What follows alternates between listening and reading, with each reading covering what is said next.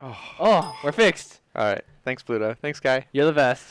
But yeah, I definitely want to see someone come up and take. Got to take BOB off that throne. As much as I definitely enjoy watching them play with the old Tulse I'm flanking maneuver, which was pretty good. But yeah, I definitely want to see the Bugboat Arborist. Oh, I love it. People don't believe in that Flynn. They're like, that guy trash garbage, but 100% tournament win rate. That's right. 100% tournament win rate. So good. It's true. Just saying. Yep. You know. Alrighty. Right. Anyway, let's get moved on to the Shaper reveal. Yeah, so I see a lot of people in the chat. They've been talking a lot about what they think the Shaper might be. I have to remember people don't know the Shaper's name yet, so I have to just say this Shaper or the Shaper. Divinity. Right, Divinity. So it's something interesting that we've talked about the last few times. So I think starting Sakari was the last character to have written prose. Was that correct?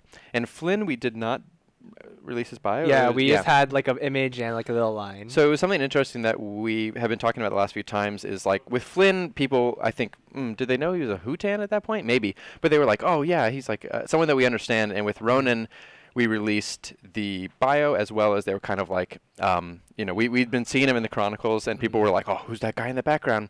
And then when he came out, people were like, oh yeah, I totally understand this character. But with this character, it was...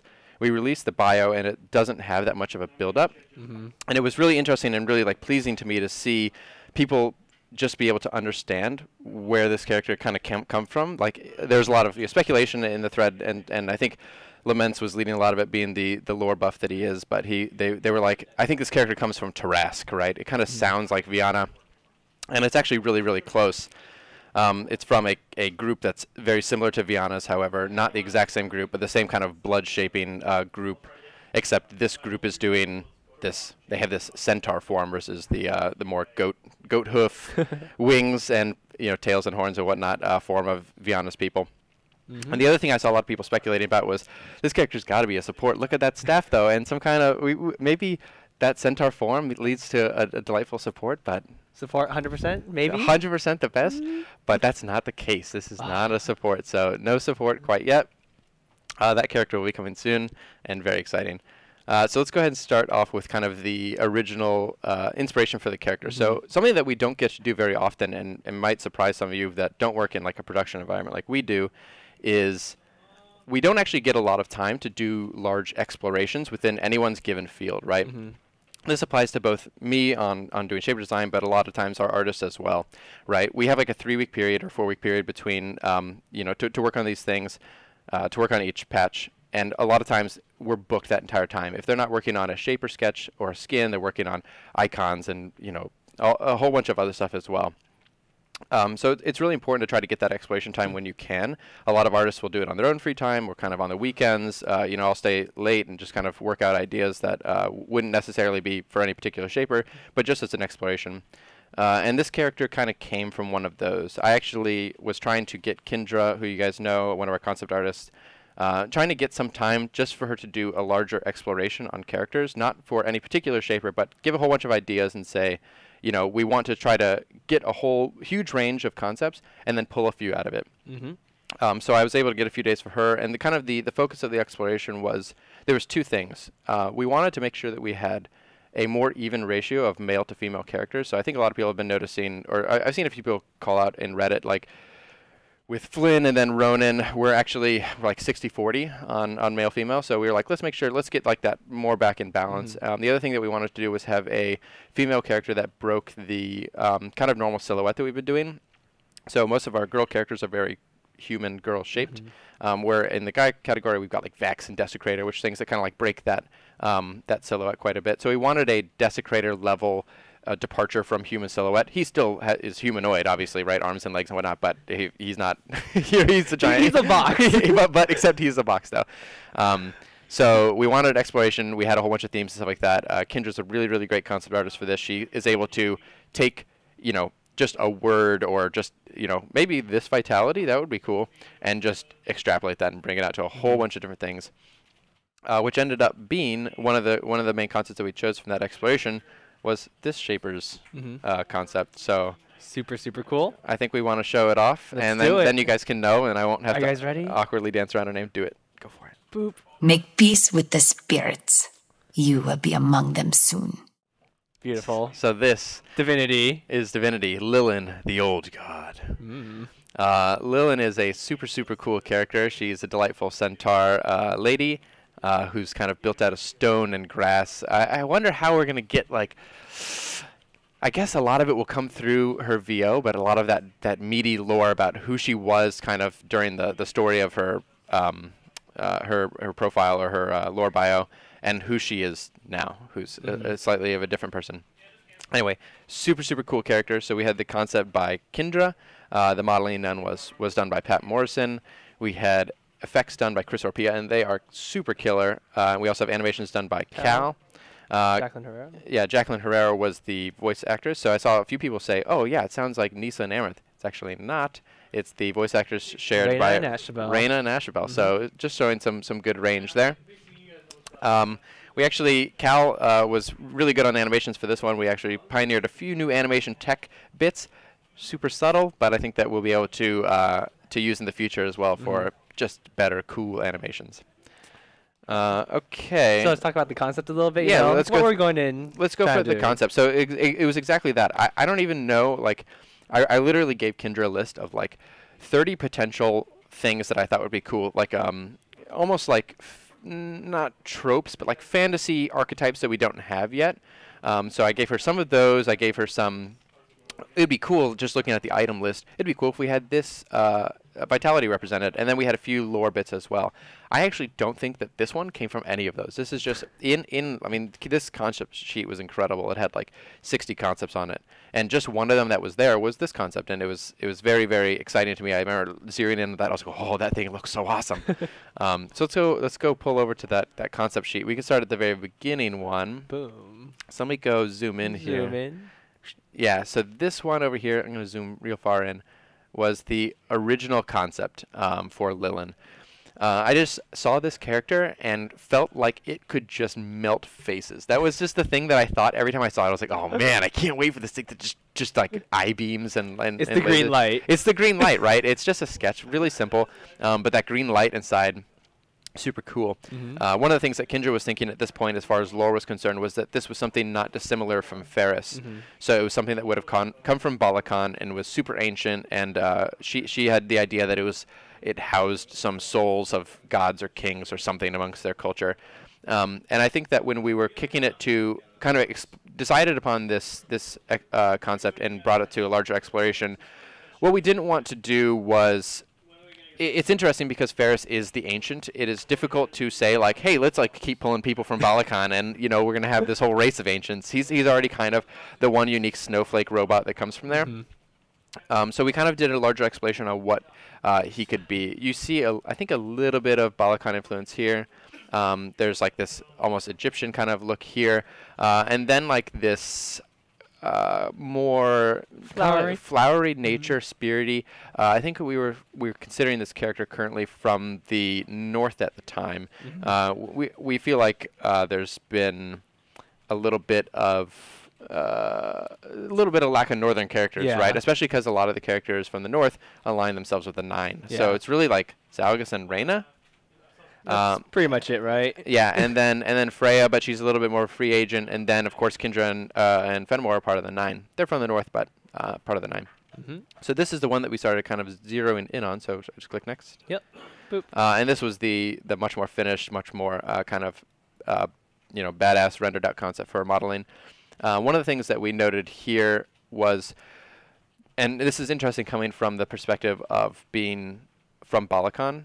One of the things that marks Ferris and marks Viana, and for those of you in the lore know, like the Taraski are from, descendants of Balakan. They kind of have like those backward legs. And she's kind of a horse. She's kind of got those too, but also like some of the facial features and whatnot. So we decided to make it a culture similar to Viana, which descended from the Balakan culture. But because they had this centaur form, it was a little bit different. So we kind of had to be a separate group. And then this character has an interaction with Mara throughout her lore, which I think you guys will be able to see some through her her VO, but she kind of got wrapped up in this nature-y bit. So I think that is it for concept. Let's talk about the kit a little bit. You said you wanted like kind of it's not quite a support, but Yeah, is it exactly? definitely not a sport. So the thing that we wanted from this, and like I said when I originally looked at that concept, was a burst mage. At this point, when we were doing this concept, we were a few mages back, so we were kind of feeling like they were not quite as equally represented. Same thing I said during Ronan's reveal last time. And I just felt like this character could just melt people's faces. So we decided to go with the burst mage archetype. Even if we've had mages recently, like Sakari, it's been a long time since we've had a burst mage, right? The game launched with Amaranth. Zalgus was added not long afterwards. Then it's actually been a really, really long time. Burst mage is one of the, I think, the most popular mage archetypes. Sub-archetypes. Everyone likes to, melt Everyone faces. likes to melt faces. So the big challenge here was, how do we make this character different from Zalgus and Amaranth and still very effective, right? One of the things that we were reacting to a little bit when designing this character was the prevalence of CC and mobility in Dongate, right? This is kind of a hot topic, and I think in all MOBAs, Yeah, right? definitely. It's one of those things that you can put onto a character very easily and be like, that makes this character really fun, but a lot of times, depending on the method it's implemented, it can be really frustrating to play against, particularly like targeted stuns and super high dashes. So we were looking for a way to create this character, make them feel different from Zalgus and Amaranth, but either have no CC, no mobility, or maybe just a little bit. And it sounds easy, right? Because you'd be like, well, if they're a burst mage and they don't have those things, they're just going to do tons of damage. But So much damage. Let me tell you what's not fun. Because we had this in the game for maybe about a week or two in a state where she had 4 damaging abilities, and it was a nightmare. It was something. There's like this one state you could get in, and I remember feeling this state very particular. If you landed your combo correctly, and some of this combo still exists, if you landed it perfectly, you could just say, I'm going to delete one of the enemy characters. Which one do I want it to be? And then you would just be like, the ranged carry, goodbye. And it was just like, they would be completely 100% just wiped off the face of the earth. It was ridiculous to play as or against. Right. If you consider the characters to be kind of a point-buy system, if you don't have to buy CC and mobility and you dump all those points into damage, it's completely absurd. Like, it's just unbelievably absurd. So we were looking for ways to build a character with something else that's kind of this incomparable thing like CC and mobility, right? Those things are just so hard to compare. And so we're going to take you down a short, brief trip to Design Corner, which will make you guys go, oh God, Dibs, he's going crazy. Okay, Dibs, please. So when this character was first in concept, before even this concept existed, I was trying to think what those things could be. And one of the things that I was thinking was that, and this is kind of a natural thought, is a defensive buff of some kind that could allow her to survive where most characters would use CC or mobility. But mages don't really work very well with defensive buffs, right? They don't have the health pool or the scaling magic resist or armor to back it up. So if it's just something like damage reduction or armor magic resist, it saves them for like a second and then they just get killed. So I had this idea and it was really bad. So we're just going to talk about this for a little while. But I had an idea that the character could be completely untargetable. So there was a point in time in this character's history where we were calling it at the time the Planeswalker, and no relation to Magic the Gathering whatsoever. It was more specifically what the character did with their abilities. So the character had a passive, which was Lillin is permanently untargetable from all abilities.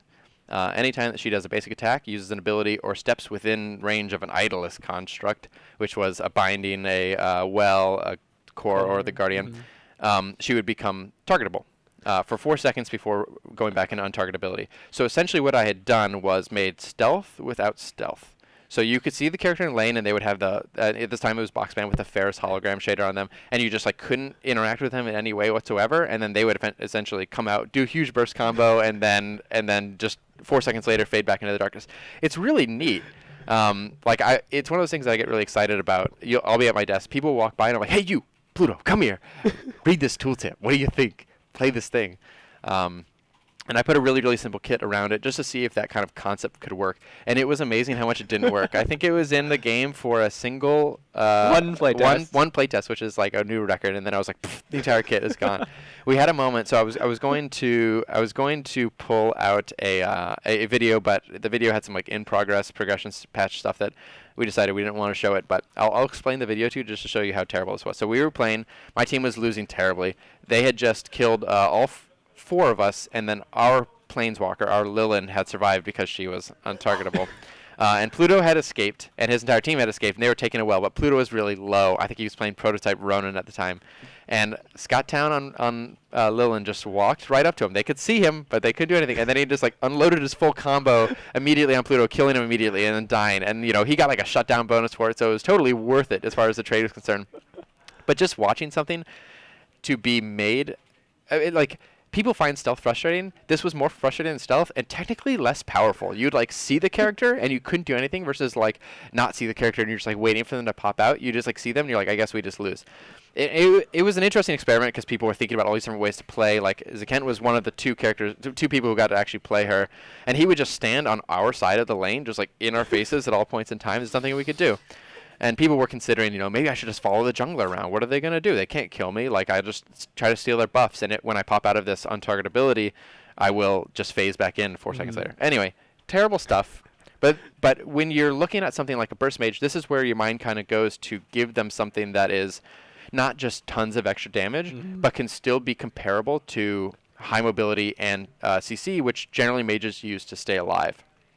So this is terrible. Everyone hated it. It was like the worst, but that's a little bit a trip down memory lane. It was super hilarious to play as. Oh yeah, I'm sure it was the worst thing to play right. against. That's one of those things you have to balance, right? It's like fun to play as, but terrible to play against. It's not worth it. So that's it. That's story time. So where do we decide to go with the kit overall? So we know that we wanted to keep mobility completely off the kit, and we ended up with a little bit of CC, but a little bit more conditional than I think most of our other mages. But where do we spend the rest of our points to make this burst mage, you know, feel really effective? Even when we had it as all damage, a lot of the feedback that I'd get from QA is like, sure, this character does a ton of damage, but I don't know why I would ever bring them on into a team compared to Zalgus or Amarith, who may do slightly less damage, but if I don't have to worry about my Amarith getting exploded, or she can engage fights with us, or Zalgus can chain all the shapers and all stuff, like, is it worth it? So we were looking for some way to make it so that they had could stay safe. Stay safe-ish, right? As safe as a mage can be, and still feel like they were contributing something unique and effective to the team. And one of the things that we were struggling with for quite a while was just how this character with no mobility and little CC was going to combat bruisers and tanks. The natural enemy to the mage, right? That's a target that you cannot target. Anyone that scales magic resist naturally, tanks, bruisers, frontline supports, and assassins, is like untargetable for a burst mage. So we started experimenting on how could we make it such that this character could target these archetypes, these more tanky archetypes, without also increasing their damage against, without making them just vaporize the basic squishy characters, which is always a concern. So that was the overall sentiment going into her design. Some rough points along the way. The untargetable character, not fun. The character that just vaporizes everyone, not fun. So it's finding someplace in the middle. Yep, definitely. Alrighty. All right, should we hop into game? I think we should. All right, before we hop into game, one thing, we have some super awesome little map thingings going on. I think they got a little tease of this. You guys ready? In the old arena trailer. All right, starting the game. Alrighty, don't show the game cam. I'm not going to show the game cam. I actually need to pull up.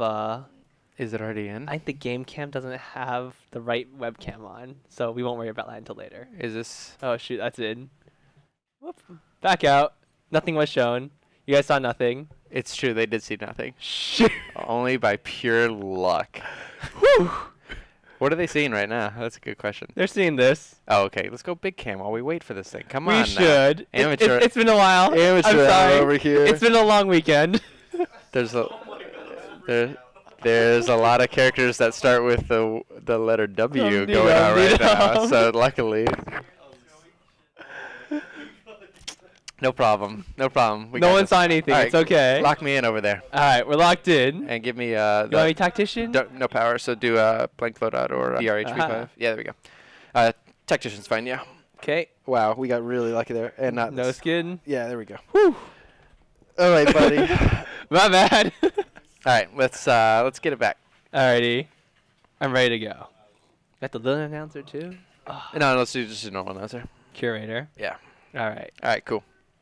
Now we wait. All right, lock me in. Debug lock in.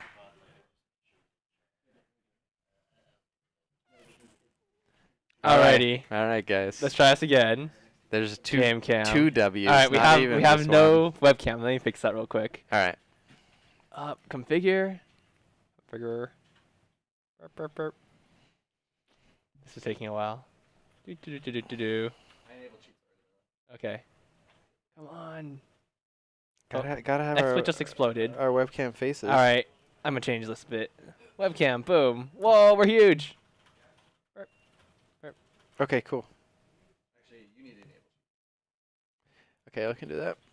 Ah, okay. All right, guys. We're okay. Good, the pumpkins are distracting them. Yes. Excellent. All right. Dude, look at those pumpkins. All right, we need to enable cheats, so they're not going to see that, right? Nope. Okay, good. Enable cheats. Alrighty. So, you mind if I scoot a little bit and get in my zone? Take over. It's all you, Dibs. Ah. All right. Control. Yeah. Oh, do we have game audio? Might be off. I might have muted it. No, I think I just muted it in the... Let's see. Open volume mixer. Yep, there you go. Okay, let's see. Prayerfully. There we go. It's a little bit quiet. Turn it up a little bit. So there she is, Lillin, the old god. I almost call it the Planeswalker, remembering the horrible nightmare times, but... so super, super cool. Look at her gallop. It's so delightful. Mm-hmm. So calm and peaceful. Let me know if you guys can hear her VO or not. So I'm going to go ahead and get my... It's actually much louder for them. I can just turn it up for us a little bit. Okay. There we go. I'll go ahead and get my good old hunter power. In their honor. Mm-hmm. All right, so let's go to this zone right here and do a little, do some emotes for everyone to hear. A flirt is always good to start with. I was advised to talk more with others. Join me for a meal?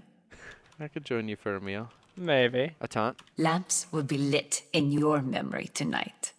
You're going to get wrecked is what she just said. Pretty Close much. the door when you leave. Were you raised in a barn? And then the dance. The dance is good. We march through all the watches of the night. It's got a little flippy bit. We have a sound for this. It's amazing. I know, dude. You got to have that sound. Okay, so let's go and meet our friends and go through the kit. We have giant pumpkin. Giant pumpkin. I think you guys saw this. Whoa. Calm down, Brad. Calm down. So you guys saw this in the Reina trailer for those who are really paying attention, but very, very cool. So so Miss Lillin is a burst mage. She is a pure shaper, and her passive is Chastise. So the way that Chastise works is that anytime that Lillin deals damage to an enemy shaper with one of her abilities, she deals bonus damage based on that target's bonus health. So the way that works is if that character has any health past their base health and their health scaling, so this could be from loadouts, this could be from items, of course, as well as some abilities like Mara's ultimate, Lillin will deal a percentage of that on top of all of her abilities. Her W, her E, and her R all deal the same amount of the same percentage, which is 8% plus 5% per 100 power. But Lillin's Q ability deals it a little bit differently, and I'll show you how that works. So we have two bruisers here, so they have nearly identical stats. Pluto has bought a ton of items, and Petrus has bought none at all. So Lillin's Q ability is called Fool's Fire. So this ability has a very kind of hard combo with the E. So I'm going to show you the base case first, and then I'll show you how this ability works in tandem with the E. So Lillin simply targets a character. Let's do that. Summons two shades, and then fires them at that target. You can see the shades kind of summon from my staff in the back, and then they fly at the target a little while later. You deal magical damage per shade that you've summoned. The ability at base only summons 2, but I'll show you how that works with the E. Additionally, Fool's Fire will proc Lillin's passive Chastise kind of at a half value per shade. So just using this case right here, the 2-shot case is actually proccing the same as just hitting my W, my E, or my R. In their honor. So simple ability, a delayed nuke, but in combo with the E. So I'll rank that up. Lillin's E is Consecrate. Lillin fires a ball of energy in target direction. It will deal damage to all minions that it passes through. Oh, Parasite. Your team has slain it will deal damage parasite. to all minions that it passes through, but it will detonate when it hits a shaper or at max range. So if I shoot it here, I'll hit Basco. I'll detonate, hit both these targets. If I were to just shoot it to the distance, it would explode when it reaches With max reverence. range. The range on the ability is pretty good at 1025. You may also notice that when I hit a hit an enemy shaper with this ability, they get marked with just these little things that float around them. When I use my Q ability, it consumes those and summons a shade for each one consumed. So this is Lillin's core combo. Hitting an enemy shaper with this will mark them with a debuff called Hallowed, and her Q will summon an additional shade per Hallowed enemy. So if I were to just attack Pluto right here, I hit him once, I attack Petrus, I can summon 3 shades, which is 1 plus my minimum 2. It should be noted that Lillin does not have to target any enemy that has Hallowed on them. As long as there are Hallowed shapers available, wherever she uses her Q, it will summon an additional shade. So this is kind of a little bit different than most mage combos, particularly if you think about Zalgus or Amaranth. Right, Amaranth, she has to land her bubble onto a character, and then she needs to immediately follow up with her Q on that same character. If that ability gets blocked by a tanker or a bruiser or someone that she doesn't want to burst down, she generally will use it anyway and be like, nah, okay, well, to get that extra damage, it's still worth it. Same thing for Zalgus. Generally, he likes to land a rift on a character that's already chained, and depending on who he chains is who he's going to rift. This is not the case with Lillin whatsoever. I can land my E on whoever I want, and then cast my Q on whoever I want. So a lot of times this becomes very, very useful in a lane scenario where, say, there's a melee support in my face, like a Renzo or someone like Cerulean. I can just hit them with my E, and then use my Q to poke at the person in the back and get that extra damage. Lillin's Q, just base with the 2 shades, damage is not as good as another targeted character's damage, say like comparable to Amaranth's Q, would not be as powerful. But as soon as she starts to ramp up with Shapers, Shapers hit with Hallowed from her E ability, it becomes very, very powerful. Well, one of the interesting things about this ability and this combo in particular is that in the lane, you can get this maximum of, say, 4 shades case where you've hit 2 characters with Consecrate. But this actually scales with game duration as well. Meaning, like when you're fighting 5 enemy Shapers, if you can hit all 5 people with Consecrate, someone is dead. Yeah, this is one of those times I was talking about earlier where you just have this like, yes, who will die? It's very, very powerful. There's no fall off per additional shade. It just is linear amounts of damage. So if you can get the 7 shade case, 2 base plus all 5 enemy Shapers hit, it will delete people. Like it just does a tremendous amount of damage. Plus, it'll proc Chastise quite a bit, and it will do a lot of extra damage based on that target's bonus health. So that is her EQ combo, a Consecrate into a Fool's Fire. So let's rank up Lillin's W. So Lillin's W is called Rebuke. It is a very large cone ability. She summons a wave of cleansing fire, dealing damage to each enemy that it hits along the wave. The damage is reduced the farther the wave goes. So being very close to Lillin will deal a lot of damage. Being very far away from Lillin will deal not as much damage. Any hit for this ability will proc Chastise and deal that bonus damage based on enemy health. However, if enemies are very, very close to Lillin when she casts them, they get knocked away and take a tremendous amount of damage. So Lillin has about a 400 range ring where she can knock people away, and then past that will just be the damage. This is kind of Lillin's, this is a good way for her to do damage in a team fight, but it's really kind of her last resort. So I use this ability not dissimilarly from Stormwall. Yeah.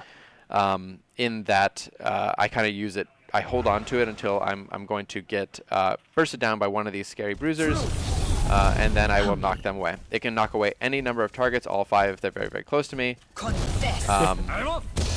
But you have to let enemies get relatively close before they get knocked away. So pretty powerful ability. It's also very good at zoning. It has a pretty long cooldown, so using it in the lane to zone or to proc Tactician is probably not the best idea. Not worth it. I like to kind of hold on to this ability until I'm going to get bursted down and I want to save myself. So this is Lillin's only method of CC, and it's kind of a little bit less on demand than another character. If you think about the amount of times that you use Stormwall for the CC component, right, it's kind of desperation tactics, right? You sometimes will blink in and go, this is Ashabel's, Storm Form E. You sometimes will go in and kind of try to get that The enemy has slain the parasite. aggressive Stormwall, but it's not as common as the defensive case. Thanks, Pluto. he beat me to the cheat kill.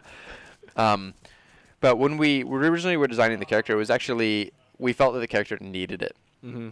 The character did not feel very good. They had an ability that was similar to this with a few different modifiers on it, but without that little bit of CC, a little bit of defensive capabilities, they would just get melted in team fights. She would be very, very dead all the time. She was just such a liability. Mm-hmm. Okay, so let's go to the ultimate. Okay, so the ultimate. The ultimate. All right, so the ultimate. This is the first time that we will have seen something like this in game. I'm gonna just use it. Alrighty. It's beautiful. So, Lillin summons her spirit, the spirit of divinity, to vaporize target enemy. Immediately upon casting this on target enemy shaper, the spirit of divinity begins to shred that target's MR over a 2-second period. What's MR? Yeah. Oh, yeah. 21. Right. It shreds a tremendous amount of MR. Mm-hmm. Using it against this target who has 70 MR, you can see it drop down to 21 before firing its shot. If I was to use it on Pluto, who's got 142 MR, you see that he drops down to 42 MR before firing its shot. So there's a few different things going on in this ability. This ability is a targeted enemy shaper ability. It reduces that target's MR by a large percentage over 2 seconds before firing the skill shot. The skill shot can be blocked by enemy shapers, but if it is not blocked, it's a homing skill shot. It's not a skill shot, sorry. When the shot can be blocked, however, it will find its target if it is not. The magic resist shred portion of his ability cannot be blocked. You'll see that I'm going to target Petrus here. He will still get shredded, but the shot will hit Pluto and deal a lot less damage. Mm-hmm. So the base damage of this ability, when compared to Amaranth's or Zalgus, is actually relatively comparable. But when you're dealing almost true damage against a target who's had 70% of their magic resistance shredded, it deals a lot more. So really, really powerful ability for bursting down a single target. In a duel, this is incredible. Remember that this is not some kind of personal shred for Lillin. This is a global magic resist shred. So if you combo this character with another burst mage or a sustained burst or anything that does magical damage, a Volek, anything, they're going to also be almost doing true damage. It's very, very potent. Additionally, even your normal full combo, I can use all my abilities there. They're going to be doing a ton of extra. Look how much damage I just did to this Petrus right here. Just a tremendous amount of damage. So this is one of Lillin's answers to bruisers, tanks, and kind of assassins. Anyone who's going to want to get in her face. Generally, a mage here would just get killed. Lillin actually has the potential to just attempt to burst down a character like this. Do as much damage as possible. Even this extremely tanky, and he even procced his passive here, so I brought him down below 35 before he healed up. In their honor. Very, very, very potent, but interestingly, only against bruisers, tanks, and assassins. This ability will totally deal damage to a ranged carry or a mage, but they don't have a lot of magic resist to shred, and since its base value isn't as high as, say, a resetting Zalgus or an Amaranth that grants 5 people, it's only you're pretty much only getting the damage, not as much effectiveness out of the MR shred. So very, very, very effective against bruisers, tanks, assassins, and frontline supports. Still effective against range carries and bruisers, range carries and mages. Got a very long range on it, so it's easy to cast on the target. But if it gets blocked by a character who hasn't had their MR shredded, it's really not going to do as much as you might hope. There's one other part of her kit that I forgot, because this happens. Lillin has a passive on Rebuke, her W ability, that gives her permanent bonus % penetration on all her abilities. So if you guys are familiar with a rage item, which penetrates, I believe, 50 or 60% of her of all targets' bonus magic resistant armor, she gains a lesser amount of this. At max rank, it's 30%, but it does allow her to just passively penetrate people's MR with all of her abilities. Very, very powerful. Granted, you generally level up the W ability last, but when you get to that late game is when you most need an item like Rage. So she gets a little bit of a mini Rage on her W, allows her to do a lot more damage to those tanky targets. So I believe that is the entire kit. Show us some combos, Divs. Yeah, dude, you got to do that combo. Do I have my cooldowns off or on? So you just got to... Oh, I didn't use my Q. Oh, a little late. Boom, got him. Got him. Got him. So good. There we go. They got deleted. The enemy has slain the parasite. Yeah, so super powerful kit. A little bit of support action going on, haha, with that ultimate right there. A little bit. I mean, that window is about a 3-second window where the characters they go from no magic resist shredded obviously to about 70 over 2 seconds, and then that window is open for an additional 1 second for the shot to hit, and additionally for her to land the rest of her combo. So if you can really coordinate with someone like an Amaranth, or even probably more hard a Zaugus, you can just delete tanks and bruises who are in your face. Spirits will.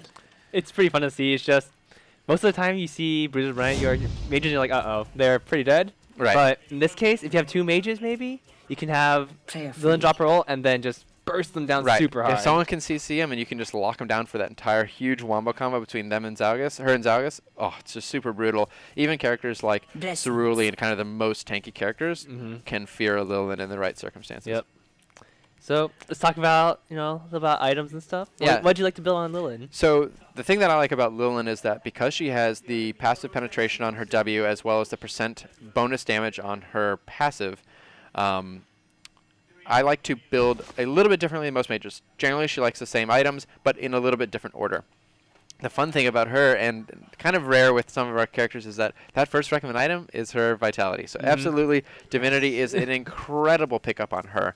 One of the things that's really good is that a lot of times the value of a burst mage is essentially what their full rotation can do, right? You want to see, can I kill a target with all of my abilities? Since her R negates her need for something like a destruction or a rage early, she can go with that divinity early. If she uses her R, shreds a whole bunch of magic resists on a tanky target, hits him with that EQW, she can pretty much blow them up, particularly with a lot of power, a lot of mastery, and a lot of overload. Chaos, same thing. Haste is great on her because her abilities have a pretty long cooldown, particularly in the early ranks, and doing any percentage increased magical damage is just great. Destruction is good, even though she has that shred. A lot of times, like you'll see with Pluto or even Petrus there, we got down to the point where the character was, obviously Petrus was at 21 and Pluto was at 42, right? If you have a destruction against Petrus, you're doing true damage. Yep. If you have a destruction against Basco there, you're nearly doing true damage. So destruction is great, but I like to pick it up a little bit later when people have a little bit more magic resistance. So one of the things that we do compared to other mages is we do not have rage in her offensive items, which would normally be a pretty standard thing. So wisdom is great, right? You're going to want to build a lot of power on this character. I think I've seen people build 2 wisdoms, or what were we build? No, two supremacies and a wisdom. Yeah, right. So super brutal. So much power. You really want a ton of power on this character. Remember that her passive scales with power, so really powerful. And Justice, of course, very good for a character like this as well. Just keeping that effect up all the time just increases your burst, increases your mastery. Very good. So Momentum is good, especially against a character who only has 1 out. So a lot of times you want to play very defensively and position yourself very well, but let's say that someone's coming at you, having a Momentum is very nice. Yeah. And Prosperity as well for anyone that is building, if you're having trouble and you're struggling and you need that defensive item because you're getting exploded too much, Prosperity can be a good pickup as well. For sure. So how about spells? You have quite a few options here. Yeah. I do think the Exceed might be good on her. So I have seen people. Was it you who was exceeding? Yeah, right. You. It was beautiful. Right. We had one game that just ended in I think it was Scott Moore just getting absolutely deleted. In their that was MJ. Oh yeah, right. MJ deleting Scott Moore on Exceed. But very good. I generally like Blink first. I normally take Blink on my mages most of the time, but she just needs it more than anyone else, right? If your W cooldown is down and you don't have your ultimate yet because you're in the early game, you've got no chance to 100 to 0 someone. So running away is not an option, so Blink is very good. I think that the rest of the spells are a little bit more... it's up to you, really. It's up to you. Maybe a dispel is good to back up the her escapability. Right. Stasis could be good. Anything that'll kind of save her. What do you like to take? I personally like Blink, Stasis, and Exceed. I just like doing extra damage, and Stasis is pretty good to get that extra few seconds to get your cooldowns back up. Yeah. Yep. So that's that. One of the things that I should note is that, and I didn't quite point out, is that her Q will put an effect on the target that she is going to fire it on. So you can see right here on Petrus, when I use my Q, it will target him. This is one of the things that we found kind of early on was that if you don't have to have... Wow, Parasite, chill out. What are you doing? after you. The enemy has slain the Aw, parasite. poor thing. If you don't have to land your combo on the same character that you landed your skill shot on, say like Amaranth or Zalgus, it's actually really difficult to predict that damage. Right. So a lot of times, a Lillin would land her E against 5 people, her Q projectiles would come up, and you'd be like, oh, and then they would yeah, they would just delete someone. So it actually puts an effect on the target she's going to attack. So it makes her attacks very predictable.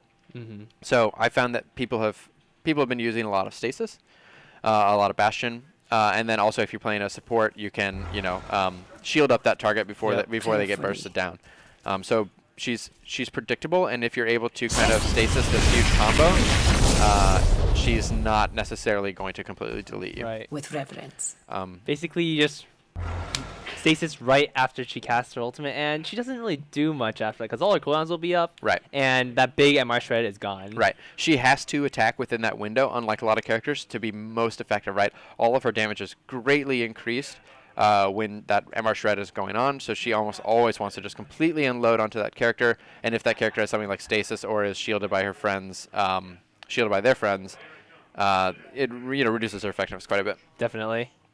Alrighty. So that's pretty much it for Lillin. If you guys have, you want to show off her skin? Oh yeah. Let's All right, do it. I'm gonna pull her away so you can't see the cheats.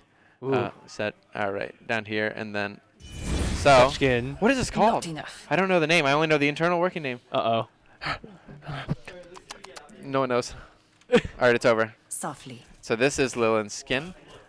Extremely cool skin with a nice little fire theme. I always like this Super Saiyan hair going on back here. She's Really, Super Saiyan 3. really As in gorgeous Emperor days. skin with this like stained glass motif and the fiery bits, and a whole suite of new effects.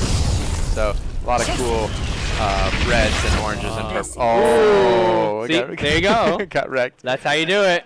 A lot of really cool colors there, kind of mirroring this stained glass look. Cleansing Fire Lilith. Humbly. So really cool. Chris Orpia did a really great job on the effects of this character, and he really poured a lot into it. I think that she's got a lot of great looks. With Definitely. reverence. It's beautiful. Alrighty, so someone please kill me, so that we can see this death animation. Protect my Don't son. screw with me. Oh, so sad. Aw. She just like flopped over and She does. Thump. The spirits were merciful. He's Oh. after you. Spirits Get him. in Please, me. Pluto. We stand Alright, so among the I columns. think We question keep the time, is lanterns it lit. Q&A. Let's go big cam maybe, so we don't actually do anything silly again. Okay, yeah, Alright. let's do it. It's We're over. going. Aw, come on, Brad. All right, we're going big cam. Hello, friends. If you have any questions, feel free to put a Q and a colon, and we will answer it hopefully.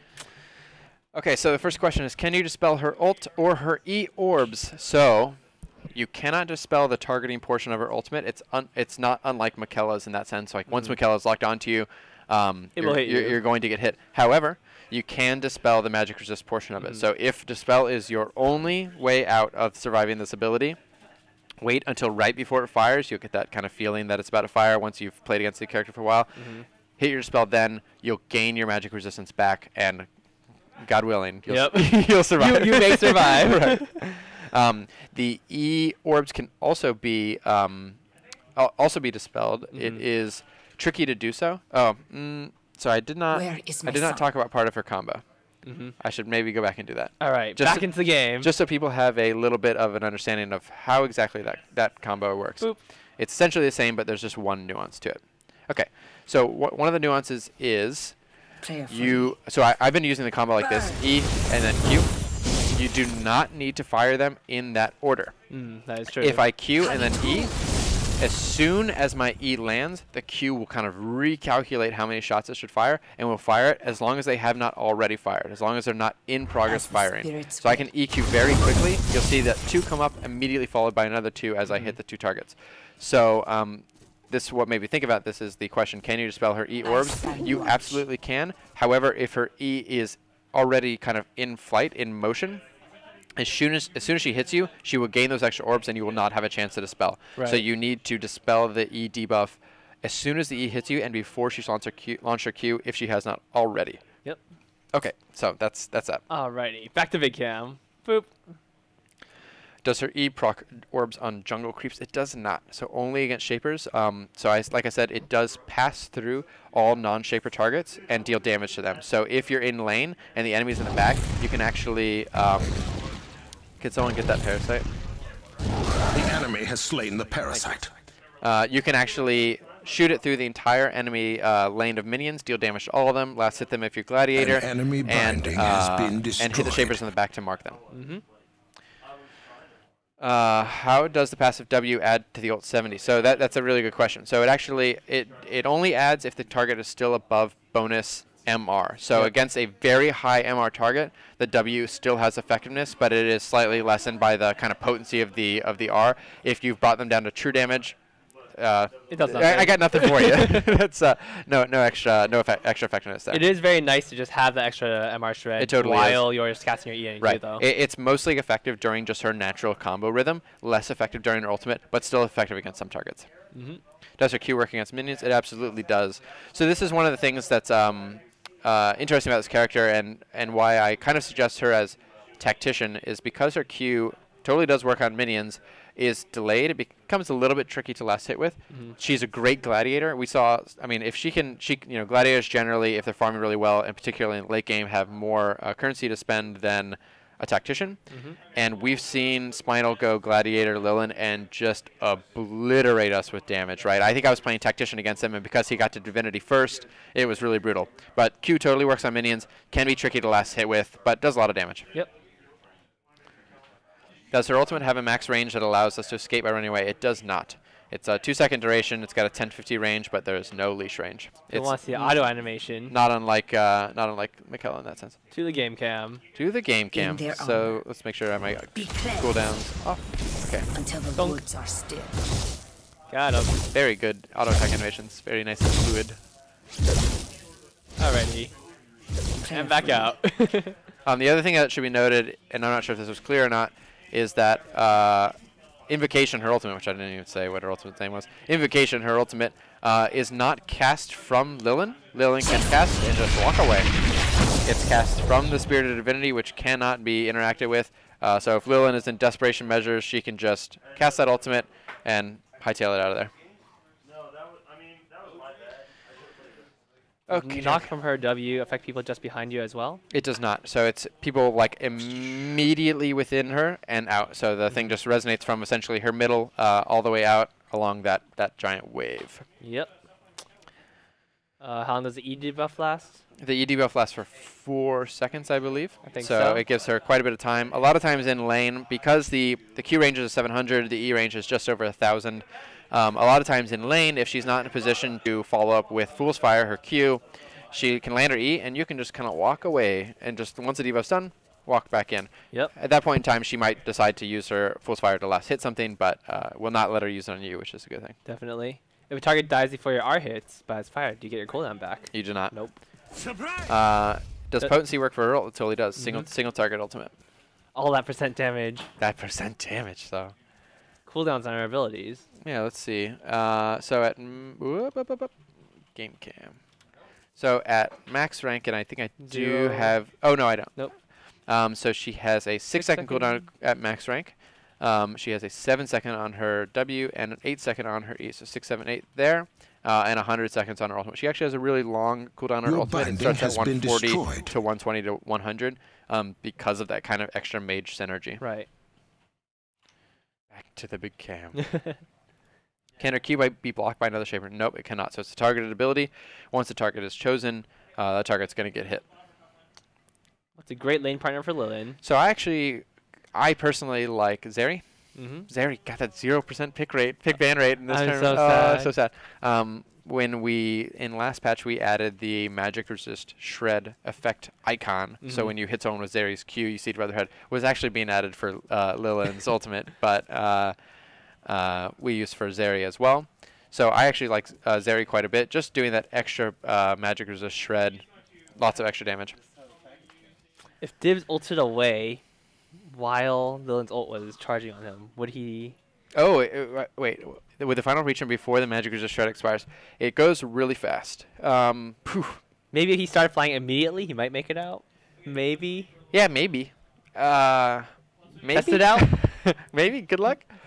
That sounds like legit strats. Test it out and give it and see.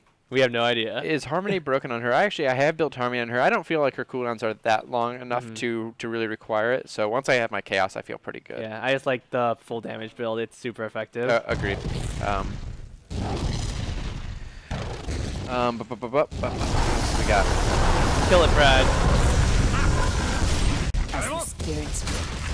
Alright, let me walk away from this thing so it doesn't make noise anymore. Does her E debuff stack? It does not. So if you had low enough cooldowns to get it, you'd have to have a lot of cooldown reduction, a lot of haste. But if you were able to hit it twice, it would simply refresh the stacks. It would not stack it on the target. Yep. Is there a range you have to be? No. So if her E, so the question is there a range at which your Q will not proc those hallowed debuffs on targets from your E consecrate? That's nope. You could fire your E to the right and hit a whole bunch of enemies. They could all blink away, and then you fire to your left and hit another target. You would still consume all those hallowed debuffs. Let's go with like 1 or 2 more questions, maybe. Does the tether of her ult apply any spell effects? It does not. It does not cause any damage, so it does not apply things like inevitability or decay.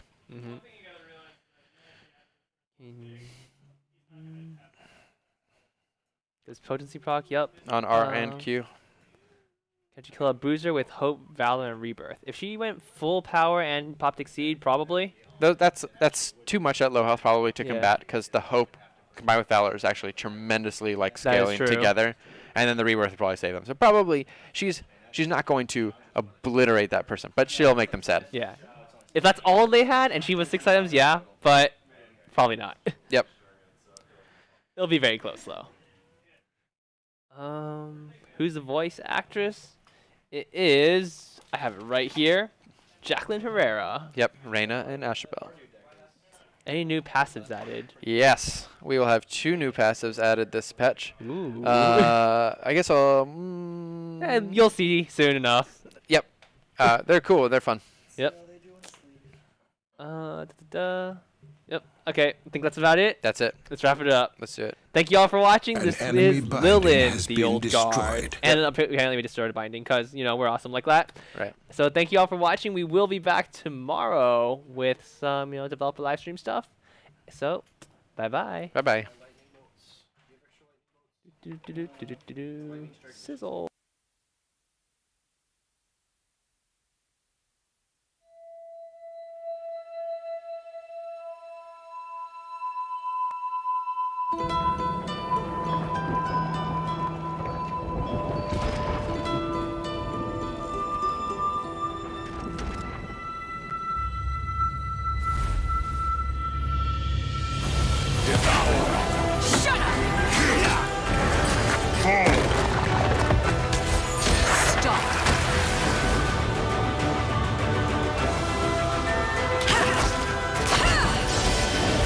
Who's next?